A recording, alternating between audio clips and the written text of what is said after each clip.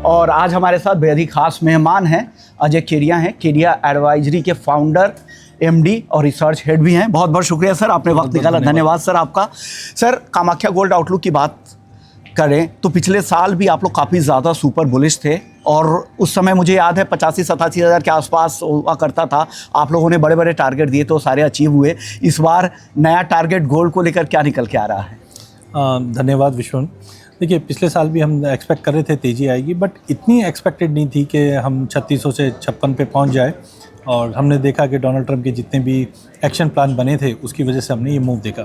देखिए, टाइमिंग मुझे लगता है कि जो जियोपॉलिटिकल टेंशन में जनरली हम देखते हैं सोना बढ़ता है, बट 1 मार्च से अभी तक अगर हम देखें तो सोने में अच्छी खासी गिरावट है। ये है सेल ऑफ, क्योंकि इक्विटी में सेल ऑफ है, प्रॉपर्टी, दुबई प्रॉपर्टी 40% डाउन है, करेंसीज के अंदर हम फॉल देख रहे हैं। तो टाइमिंग मुझे लगता है कि ये गिरावट रह सकती है। यही चीज़ हमने 2022 में भी देखी थी, जब 1 मार्च को रशिया यूक्रेन में वॉर हुआ था तभी गया। तो मुझे लगता है कि टाइमिंग अगले 2-3 महीना मार्केट में एक टेम्परेरी गिरावट रहेगी, बट हाँ, लॉन्ग टर्म, क्योंकि डी डॉलराइजेशन अभी भी है, सेंट्रल बैंक की बाइंग है, तो वो लॉन्ग टर्म डेफिनेटली तेजी आएगा। बट अभी 2-4 महीना मुझे लगता है मार्केट में एक गिरावट भरा रह सकता है। ओके, तो 2-4 महीने लग रहा है कि मार्केट में अभी और गिरावट रह सकता है।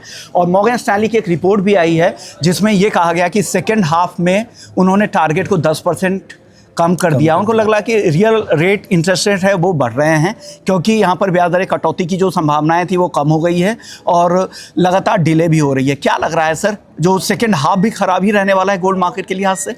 देखिए, कभी भी जब वॉर जैसी सिचुएशन तो जनरली हम तेज़ी देखते हैं, लेकिन कच्चे तेल के साथ देखा जाए तो आप ये देखिए, जो कच्चा तेल हमारा $60 चलता था वो अब $100 हो चुका है। मतलब 60%, मोटा मोटी 60% आपका एनर्जी कॉस्ट बढ़ गया है। तो ऐसे में जनरली हम देखते हैं कि गोल्ड में बाइंग थोड़ी थम जाती है। तो मुझे लगता है सेकंड हाफ में भी हम देखें अक्टूबर नवंबर तक मुझे लगता है मार्केट में दबाव रहेगा। और ये चीज़ हमने 2008 में भी देखी थी, 2022 में भी देखी थी। तो मुझे लगता है अक्टूबर नवंबर के बाद हम एक बेस बनाते हुए दिखेंगे और फिर धीरे धीरे रैली स्टार्ट होएगी। बट अभी टाइमिंग तो मुझे लगता है थोड़ी गिरावट है। ओके, चांदी को लेकर क्या आउटलुक है? चांदी भी उसी तरह से स्थिर दिख रही है, दायरा है, हालांकि चांदी का दायरा थोड़ा सा बड़ा है गोल्ड के मुकाबले, लेकिन अगली चाल चांदी की कब रहेगी और किस तरफ की रहेगी? देखिए, चांदी पहले जैसे मेटल नहीं रही है। पहले हम खाली सोने के मुकाबले चांदी को ऑर्नामेंट में या ज्वेलरी में ऐसा देख रहे थे, बट अब इंडस्ट्रियल डिमांड है वो भी 54 से 55%। हालांकि देखिए, एनर्जी कॉस्ट की वजह से एक बार आप देखोगे कि डिमांड में डेंट, अभी रिसेंट डेटा भी आया, उसमें 7% का ड्रॉप दिखा रहा है। चांदी में ज़्यादा फर्क नहीं पड़ेगा। मुझे लगता है चांदी अभी $70 का एक सपोर्ट लेके चल रही है। एक थोड़ा पुल बैक मुझे दिखता है जो करीबन $54-55 का आता है, वो एक लेने का अच्छा मौका रहेगा। हाँ, थोड़ा सा इंडस्ट्रियल स्लो डाउन इसलिए क्योंकि इन्फ्लेशन कंसर्न है, तो that will take time. But yes, second half में जो ड्रॉप देख रहे हैं उसके बाद जो मार्केट में मूव आएगा, लेकिन इस बार गोल्ड सिल्वर रेशियो बढ़ रहा है। इसका मतलब है चांदी सोने के पीछे पीछे चलेगी, आगे अभी नहीं बढ़ेगी। बट हाँ, 2027 में डेफिनेटली जब भी चाल बदलती है तो चांदी अपनी चंचलता के चलते वापस नए हाई की तरफ जाती हुई दिखाई देगी। बट अभी तो चांदी सोने के पीछे पीछे ही है। ओके, चलिए, लेकिन हम कामाख्या गोल्ड आउटलुक में हैं तो पिछली बार तो आप लोगों ने बड़े बड़े टारगेट भी दिए, लेकिन अब इस बार मार्केट बहुत ही स्टैंड स्टिल है, टाइम करेक्शन मोड में है और हायर लेवल से करीब 18% नीचे भी है। क्या लग रहा है अगली बार जब हम लोग यहीं पर मिलेंगे तो सोना कहाँ पर दिख सकता है? देखिए, इसमें डेफिनेटली पिछली बार हमने एक ट्रेलर देखा था डोनाल्ड ट्रंप का, क्योंकि टैरिफ वॉर था, लड़ाई हमारे प्रीव्यू में ही नहीं थे कि डोनाल्ड ट्रंप जब जीत कर आते हैं तब वो बोलते थे हम लड़ाई ख़त्म कर देंगे। बट इस बार तो हम लड़ाई के बीच में है। इंटरेस्ट रेट में कटौती कर रहे थे, अब इंटरेस्ट रेट हाइक की बातें होने लग गई हैं। तो अगले साल में अभी में हम 2 पार्ट में जाएंगे, जिसमें फर्स्ट हाफ जो रहेगा वो मंदी का रहेगा, जहाँ पे हम देख रहे हैं कि 4100, जो मैंने इससे पहले वाले इवेंट में भी बताया था कि नीचे में 4100 का बहुत स्ट्रॉन्ग सपोर्ट है।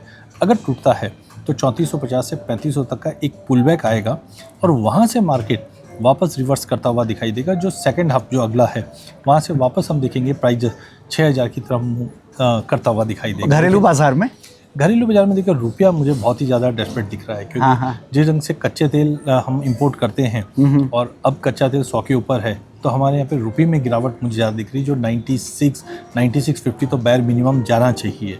अगर रुपये की गिरावट ऐसे ही बढ़ती है तो हम देखेंगे, जो हमने पहले 130 का बेस देखा था तो 125-130 के नीचे मुझे नहीं दिखता। हायर साइड पे मुझे लगता है कि करीबन हम 2,10,000 से 2,20,000 का लेवल देख पाएंगे, बट नीचे में मुझे लगता है कि 1,20,000 से 1,25,000 के बीच का एक बेस बनना चाहिए सोने का। ओके, चांदी के लिए अगर मैं यही पूछूं कि अगले आउटलुक तक अगर हम इंतज़ार करेंगे गोल्ड आउटलुक का, तो वहाँ तक चांदी तब कहाँ तक पहुँच चुकी होगी? वापस से नया हाई लगेगा या उसको अभी छूने में फिर से वक्त लग सकता है चांदी को? चांदी में मैं जैसे बता रहा हूँ कि इंडस्ट्रियल मेटल है ये, और इंडस्ट्री में इन्फ्लेशन का बहुत ज़्यादा फर्क पड़ता है। हाँ हाँ। तो टाइमिंग मुझे लगता है कि चांदी में थोड़ा समय लग सकता है, बट हाँ नीचे में जैसे हमने पहले भी कहा था कि 2 लाख का एक बेस बनना चाहिए, तो 2 लाख का लो लगा और मार्केट फिर से रिकवर कर गया था। तो यहाँ पे मुझे लगता है चांदी में नीचे में एक 90 के आसपास का बेस बनना चाहिए, और ऊपर में मुझे लगता है एक बार 350 के आसपास, 350 350 ही जाएगा। बट अभी बहुत ही ज़्यादा एग्रेसिवली बाय या सेल डिफ़िकल्ट है। बट हाँ, फर्स्ट हाफ जो हम आज से देखते हैं उसमें मुझे गिरावट दिखती है। सेकंड हाफ में रिकवरी भी स्मार्ट आएगी और अच्छी आती हुई दिखाई देगी। बहुत बहुत शुक्रिया सर, आपने वक्त निकाला। तो ये अजय केडिया जी थे, केडिया एडवाइजरी के एमडी और रिसर्च हेड, जो आपको गोल्ड और सिल्वर के मार्केट का एक लॉन्ग टर्म आउटलुक बता रहे थे कि अगले साल तक किस तरह का रह सकता है, फर्स्ट हाफ कैसा, सेकेंड हाफ कैसा, फिर 2027 की कहानी किस तरह की बनेगी। तो चलिए, तो आप देख रहे थे बिजनेस 24 टीवी, जहाँ पर आपको गोल्ड और सिल्वर मार्केट के बारे में बताया जा रहा था। नमस्कार।